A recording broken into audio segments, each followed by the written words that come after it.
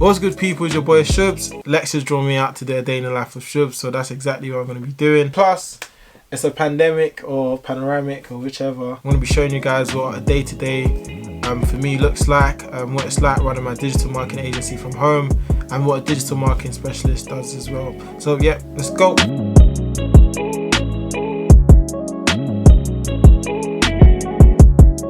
Here's a quick rundown of my morning routine. It's really bad, but I always start my day with some tea, like an old man. So yeah, every morning I read the Daily Stoic. It's really cool. It's got for every single date of the year. So every morning I just read it, kind of meditate on it, just expanding my world and my understanding. That cuts all the kind of BS and just sees life in a very simplistic way, which is really cool because there's a lot of teachings on like how to live life in a more peaceful, in a more pleasant way as well. So I'd recommend everyone to get it. It's the Daily Stoic by Ryan Holiday. After that, I listen to a podcast as well called The Quote of the Day Show. It's just daily quotes, motivational, inspirational, as well as educational quotes. It's on Spotify or Apple Podcast. They've got different speakers every day, and it's just really like 10-minute clips of just stuff to get you started for the day. So I listen to that. Then I also listen to the news on my podcast as well. Not my podcast, I was smart, but on Spotify podcast. So it's the Times News Briefing that I listen to. I don't really watch TV no more, and I don't really watch like Sky News and stuff like that. I just get updated on what's going on in the world, like 2-3 minutes. There's too much madness going on to know everything, so I just really try to just get clued up a bit and then just get to my own stuff. Then after that, I just open up my laptop and then just check my emails quickly. Funny enough, before I start the day or before I end the day, I always write what I've got to do for the next day, so that way my subconscious is already kind of thinking about what I need to do. Sometimes I wake up with ideas, or I wake up with what I was trying to do the next day, so it's quite cool just to know what I have planned for the next day, and when I wake up I'm ready to kind of just get cracking with it. Just to, like I said, simplicity, just to have a simple life. I write 3 things I want to do, 3 main goals to kind of accomplish by the end of the day. I don't overwhelm myself with extra baggage or like a to-do list of like 10 things, just 3 things. If I do those 3 things, I'm really happy to kind of sign off at the end of the day.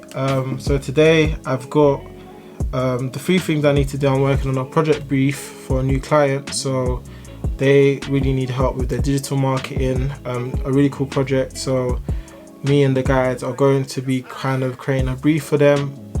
With that comes our prices, our quotes, our KPIs, what we're going to get out of it and what they're going to get out of it as well. So that's really cool. Then also the other day I decided to start a newsletter. So I'm working on the first draft of the newsletter, which should be pretty cool. Just a way to connect with you guys more, give more value out, as well as just be able to kind of give my teachings as well. So yes, teaching while learning, which is something I really enjoy doing, which is also why Alex and I started this podcast as well. And then the third one is also a website we're working on. So we got a new client who is launching for the week of Black Friday. So really cutting it close, but we've started the groundwork already. So just cracking on with the website.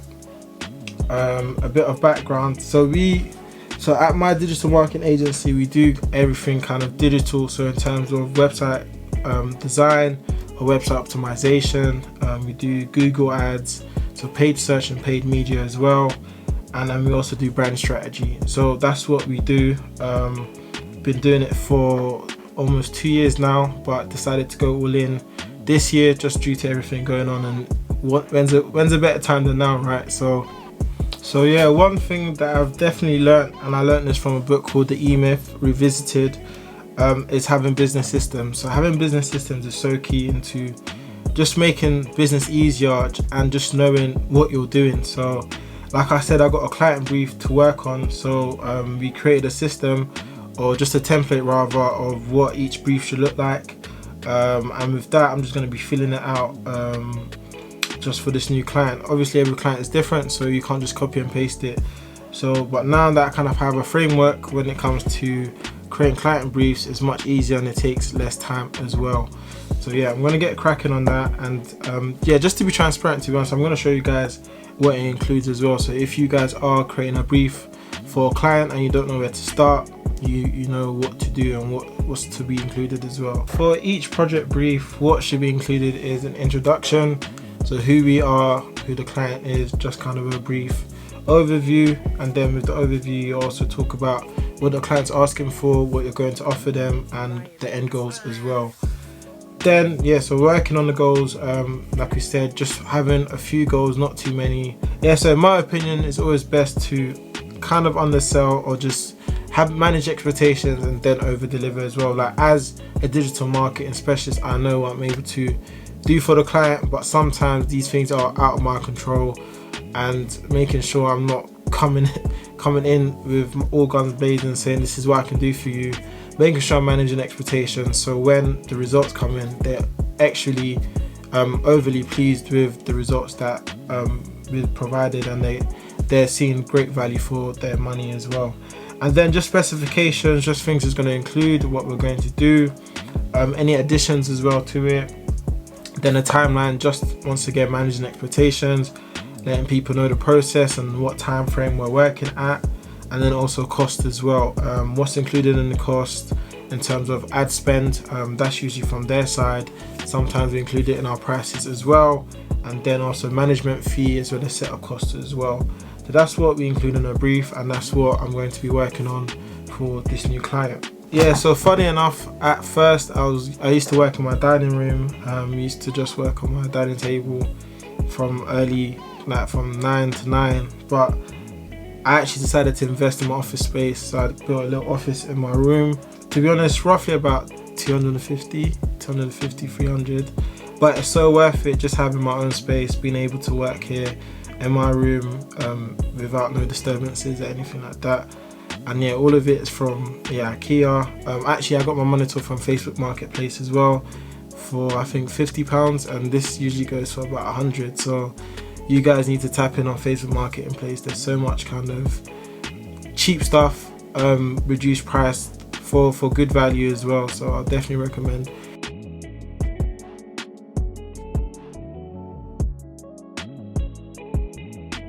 So my second year of university, I started an online platform called the Review Plug, where we offered reviews for TV series and films. So just because I was really obsessed with Netflix, I used to watch Netflix all the time. I wanted to do something productive with my time, so I was like, okay, cool, let me start writing reviews. And I was like, okay, cool, to share it, I needed a website, needed an Instagram page.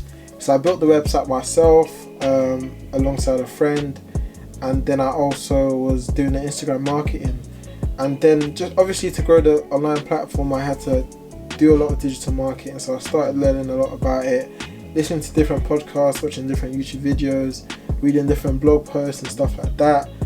But I started learning more about digital marketing and people actually having digital marketing agencies and people doing it as a career, because it is still quite new, but it was super interesting, and I just decided to dig a bit deeper, do a lot of research, and I went into a rabbit hole. Then when I graduated from university, I was working at a small business. They offered me a business development role, business development manager, and over there I was doing a lot of digital marketing, but with business development also comes sales, but the kind of sales they wanted me to do was cold calling and stuff like that, which I didn't really enjoy. So it was a bit of a it did go a bit left, because as a small business they need a lot of sales, and when you're doing marketing it's very much long term, so you don't see the results straight away.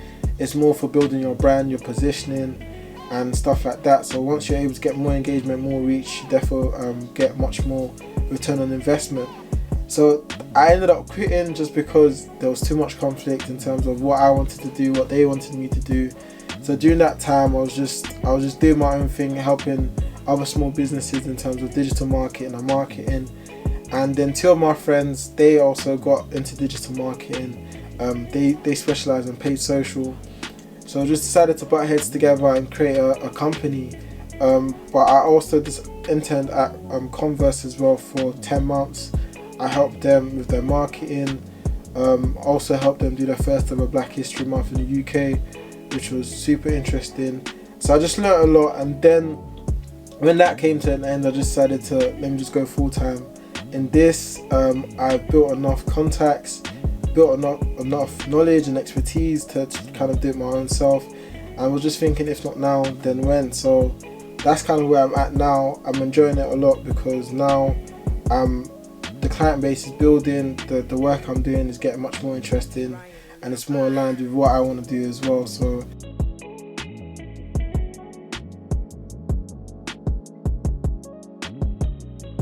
yeah, why did I decide to work for myself? Well, firstly, one thing I noticed while working for others, which I don't have a problem working for others, but it's mainly I want to work with other people rather than work for.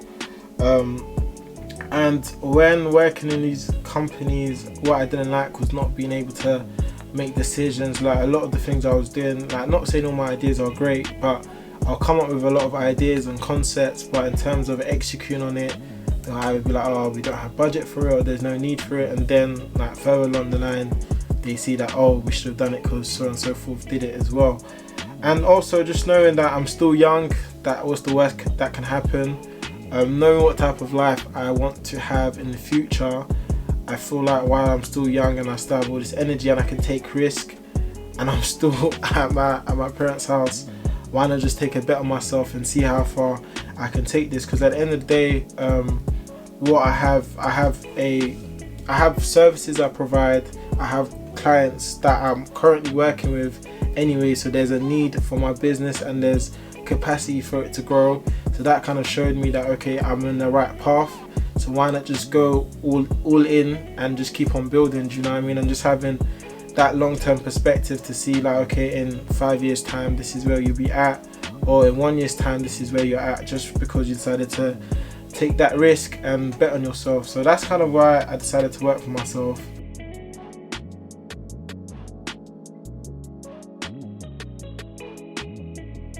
So yeah, like just enjoy your day to day and build something you're proud of is something that I'm living by right now. So making sure that all the work I'm doing is aligned with what I want to do, and just while I'm focusing on that, just seeing what comes from that. So that's why I decided to work for myself. And plus, it's a pandemic or panoramic or whichever, but just knowing that not many places are applying, and like I said, I have a product or service and I have a client and audience as well. So like, why do I need to work for someone else when I got the money coming in?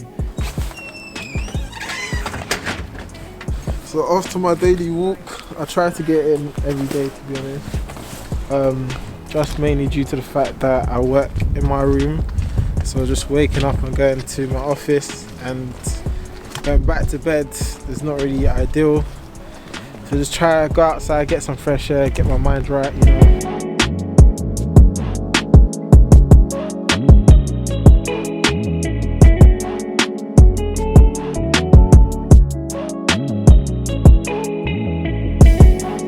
No, I don't think everyone's built for it, but I mean, if you have that burning desire and you know you kind of want to do your own thing and you have skills or knowledge that is specific and like you can make something out of it, I feel like you should give it a try.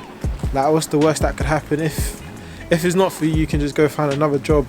But yeah, I don't think everyone's born to be an entrepreneur. I don't think everyone actually aspires to be it. So I think that's my opinion in it, and I think people should just do what makes them happy at the end of the day, whether that's running your own business or working for another business, because you can still have a good life doing both. My favourite part of the walk, there's a big pond rather, I don't know if it's a pond or it's a lake. A lake, cheers. But yeah, this is my favourite bit. It's much better in the summer when it's sunny, and now it's November, it's much gloomy. But yeah man, just coming in, soaking the fresh air and the energies, you know. Following up with a tweet I made the other day about digital marketing. I said something like, if you're advertising on social media, you're leaving a lot of money on the table. And yeah, just me expanding on other avenues of marketing, as well as how they can optimize their social media marketing as well. So that's kind of like my first mailing email, newsletter, sorry. And then yeah, just continuously giving value in other ways they can advertise and market, or how they can do something, and just giving people kind of value and answering questions people have as well. So I'm looking forward to that. And yeah, I just gotta keep to that commitment that I put myself. So yeah, I think you need specific knowledge, specialized knowledge, something that you know that many other people don't. You need sales, so you need to know how to market it. Well, let me not confuse the two. So you need to know how to get the money from your clients, which is sales. Then you need to know how to market it, so putting it out there, packaging it in a way where people are interested in it and people want to hear what you have to say. There's quite a few. You also, but I think you need, most important, resilience. You need hard work and work ethic. What else do you need? Yeah, I think most importantly, like I said earlier, you need that burning desire to want to like see things through. You need to be very disciplined as well, and yeah, just like normal things like relationship building skills, networking skills. But those are things that you can kind of outsource once you grow, if you know what I mean. So yeah, the more you grow, you can get staff who are better at these things, and you can get someone who does your sales, someone who does your marketing, someone who does your branding. That's just how it goes. So most importantly is just having that leadership as well, being able to lead. If leadership and management is different, like you can hire a manager who would kind of do all the managing and stuff like that. But being a leader is to inspire people, is to lead people to where you want to take them. Also being a visionary as well is super key, seeing a bigger picture and being a problem solver. I think that's the most important, being able to offer solutions to problems and being able to see your way out of any problems that come your way as well. Don't ever busy me again in your life. When I call you, you pick up. What have I learned this week is get paid for your value, not your time. What I'm trying to move away from is getting like a day rate and getting more paid for projects I deliver, just because value doesn't always equal how much time you spend to it, and you shouldn't be afraid to tell people your prices, and don't lower your prices for anyone. Do you know what I mean? So setting your standards and keeping to it is what I'm preaching, or what I've learnt this week. So yeah, like I said, with the pricing, make sure you're charging where you know you're providing value. If you know this is going to be your value, make sure you're getting something in return.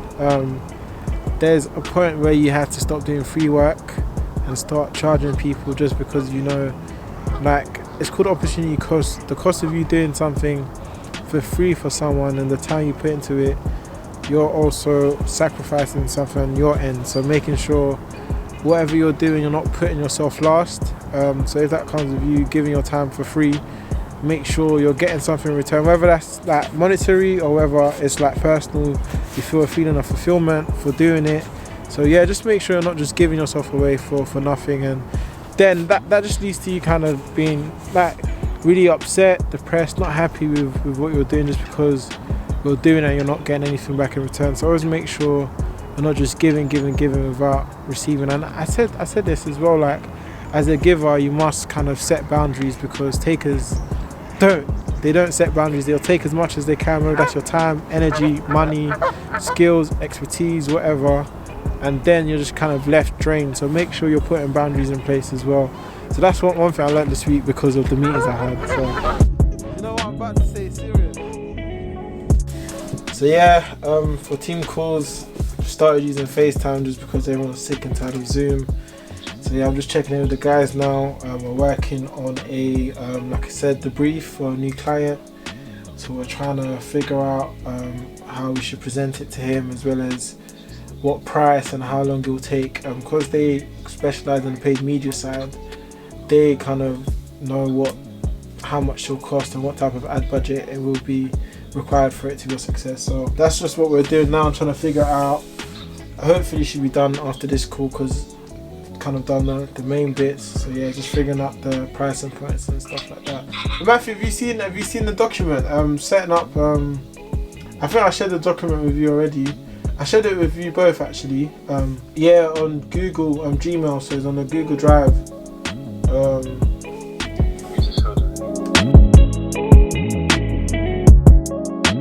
Spend. So how much for frequent Facebook and Instagram marketing ads? How much do you reckon, Juan?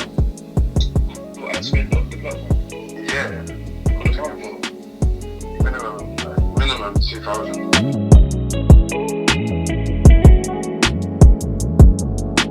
And how's the planner going? Alex and I were dropping a Hustle Smart productivity planner, so we've got that all set up in terms of what we want to include in it. Now we're just bringing it into fruition. Yeah, we're just trying to plan that all out. So how's the planner going? Have you got any more quotes? Yeah, plan's going alright. Do you know what it is?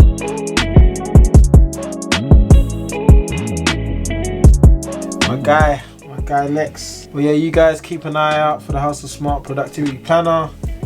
It's gonna be just like mine, but much better, much more visually appealing, and much more value as well. So definitely keep an eye out for that. That should be out. It's November now. It should be out by December time for pre-orders and start off 2021 the right way with the Hustle Smart productivity planner. Woo! Done. But before I finish, I always gotta make sure I write my to-do for the next day. So I'm working on it.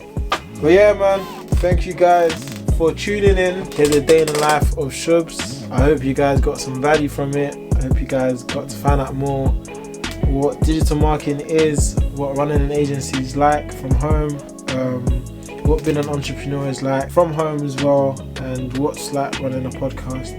And just, yeah, more kind of insight into what my life is like. So yeah, thank you for tuning in. As always, focus on things that move the needle. Like, share, subscribe, drop us a comment if you enjoyed this. And yeah, keep on asking questions, keep on DMing us or emailing us for questions, and I'll try my hardest to answer them in the most honest and transparent way possible.